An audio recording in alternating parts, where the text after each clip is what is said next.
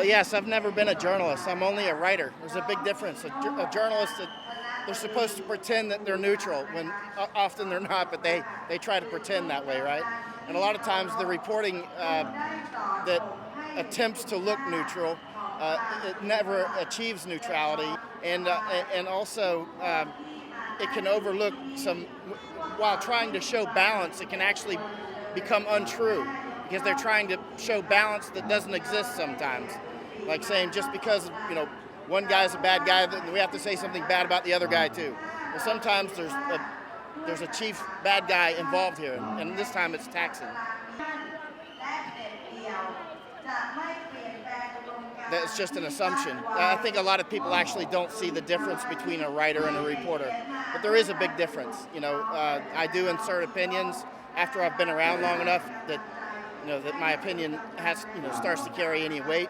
I will start to state opinions because the opinions of people that are there and spending a lot of time in the situation can be more valuable than just photos.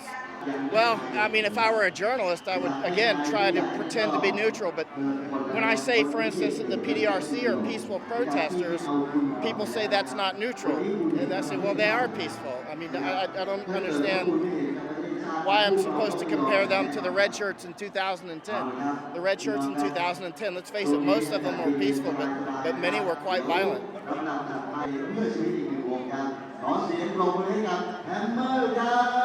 not their spokesman. I'm not on their payroll, and I've just reported what I've seen, and you see them, peaceful people. We're not in any danger here, or if we are in danger, it's not from PDRC, it would be from somebody else. To report that sounds like you're being a spokesman, but it's just not true.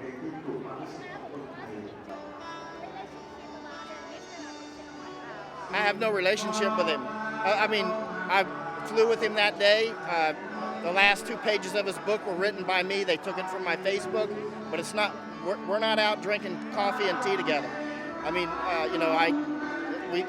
We're not friends or anything like that. It's natural that, of course, I'm going to take the opportunity to talk with the Prime Minister of Thailand, which he was at the time, and I would do the same with Yingluck.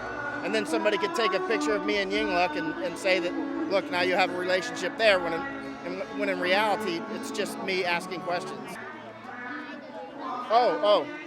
They haven't, listen, if you were going to be a journalist or a writer who is bought, who would you go to? Thaksin, right?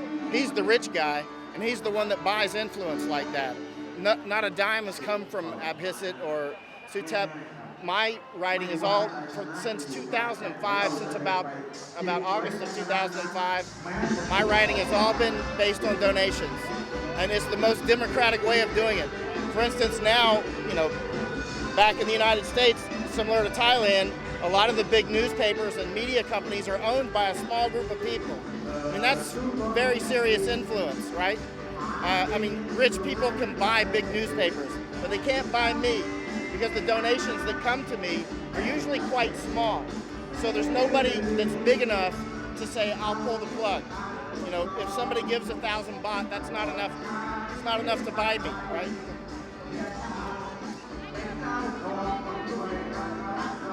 Well, I'm not making many opinions about their solutions, if you've noticed. I haven't said a lot about that. I've just been talking about the actual activities that they're doing, the way that they protested, the civility. But when it comes to the internal Thai politics and how Thai people work out their own issues, I haven't said much about that. Well, it's clear also that the elections were meaningless.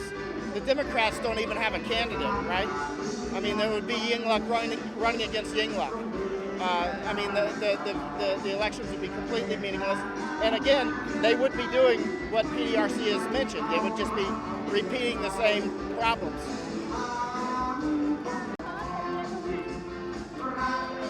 Well, hopefully more of the people will become happier in the future after working on the anti-corruption, which obviously is a huge problem.